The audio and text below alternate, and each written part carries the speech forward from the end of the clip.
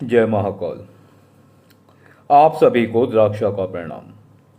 अपने पिछले वीडियो में हमने आपको 11 दिवसीय अप्सरा साधना का विधान दिया था, जिसके बाद बहुत सारे लोगों ने हमसे संपर्क भी किया और हमसे कहा भी कि गुरुजी हम साधना करना चाहते हैं। हमने उनको साधनाएं भी करवाई, किंतु आज हम आपको एक अलग ही साधना का विधान दे रहे हैं, जिसका नाम है लीलावती अप्सरा साधना।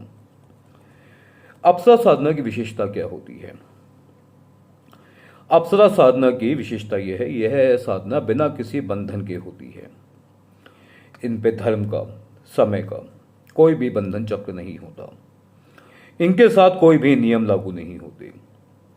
अप्सराएं वो शक्तियां हैं जो भगवान की कृपा से आज भी खुले जीवन में, खुले आसमान में विचरण कर रही हैं शरीर के साथ। ये केवल हवा नहीं है, इसके बहुत सारे प्रमाण भी दिए गए हैं। आज भी आप देखें तो एक उत्तराखंड में हमारे समीप में ही एक पर्वत है, खैट पर्वत के नाम से।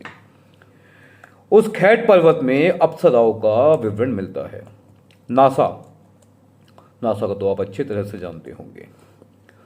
तो नासा ने वहां पर बोर्ड लगा रखा है, परियों का देश। सोचिए कितनी बड़ी बात है, नासा के द्वारा लगाया गया बोर्ड, परियों का देश। नासा ने खुद माना है कि उस स्थान पर 7 अप्सराएं रहती हैं। तो खैर, ये तो थी अप्सराओं की जानकारी कि अप्सराओं का अस्तित्व भी है। तो आज हम आपको इस साधना का पूर्ण विधान दे रहे हैं। अप्सरा साधना, यह अप्सरा साधना, इसका नाम है लीलावती अप्सरा साधना। यह साधना शुरू करनी है आपको शुक्रवार के दिन से। सबसे पहले आपको ध्यान करना है अपने गुरु का। गुरु का ध्यान करने के बाद सबसे पहले गणेश जी का ध्यान, उसके बाद गुरु का ध्यान। गुरु का ध्यान करने के बाद लाल रंग के वस्त्र, लाल रंग का आसन, अपने सामने एक चौकी, चौकी के ऊपर लाल वस्त्र। 21 फूल गुलाब के होंगे, 21 पुष्प गुलाब के।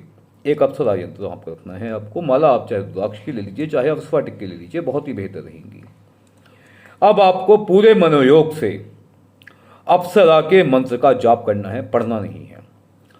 अब हम आपको पढ़ के और जाप करके दोनों तरह से बताते हैं इस मंत्र के विषय में। ओम हुम हुम लीलावती कामेश्वरी अप्सरा प्रत्यक्षम सिद्धि सिद्धिम हुम फट। ये मंत्र जाप नहीं है, सिर्फ पढ़ना है। जाप सुनिए। ओम हुम हुम लीलावती कामेश्वरी अप्सरा प्रत्यक्षम सिद्धिम हुम हुम फट। अर्थात इसका अर्थ ये होता है कि आपने जो मंत्र पढ़ा है उसकी वाइब्रेशंस, उसकी ऊर्जाएं आपको महसूस होनी चाहिए। जैसे हम पढ़ रहे हैं, ध्यान से सुनिए। ओम हुम हुम लीलावती कामेश्वरी अप्सरा प्रत्यक्षम सिद्धिम हुम हुम फट। तो आप ये कहेंगे कि गुरुजी आप तो 13 पीढ़ियों से कार्य कर रहे हैं और जिंदगी आपकी तंत्र और साधनाओं में ही बीत रही है, तो आपके पास इतनी शक्तियां आपने सिद्ध की है, तो आपके पास तो वाइब्रेशंस होंगी। बात सही है, किंतु आप इस बात को ध्यान रखिए कि आप और मैं एक ही प्रारूप में पैदा हुए हैं। जैसा जन्म भगवान ने आपको दिया है, वैसा ही जन्म भगवान ने मुझे भी दिया है। मैंने अपनी साधनाओं से, एकाग्रता से और भगवान के आशीर्वाद से अपनी ऊर्जाओं को, अपनी क्षमताओं को एकत्रित करके इन साधनाओं को सिद्ध किया है, अपनी आवाज में शक्ति पैदा की है। समय आपको भी लगेगा, कल आप भी लेंगे, चाहे मेरे इतनी ना कर पाए, इसका कुछ हिस्सा भी आपके लिए वाइब्रेशंस पैदा कर सकता है।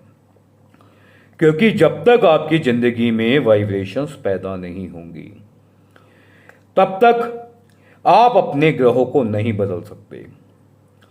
आप समझिए, जब हम मंत्रों का जाप करते हैं, किसी ग्रह के मंत्रों का जाप करते हैं, तो क्या होता है, हमारी जो ऊर्जाएं होती हैं उस ग्रह तक पहुंच के, उस ग्रह और हमारे बीच की दूरियां होती हैं, उसी से हमारे योग बनते हैं ना, उनको हिला देती है, हमारे लिए पॉजिटिव कर देती हैं। लेकिन वाइब्रेशंस होनी चाहिए, तो यही वाइब्रेशन आपकी जिंदगी को बदल सकती है। मंत्र जाप नहीं किया जाता, मंत्र की वाइब्रेशन ली जाती है।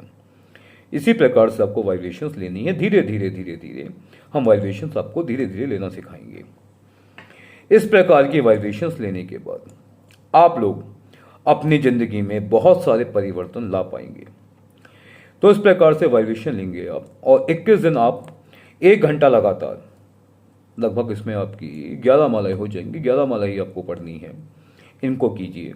देखिए आपकी ज़िंदगी में कितनी जल्दी सकारात्मक परिवर्तन आने आरंभ हो जाएंगे।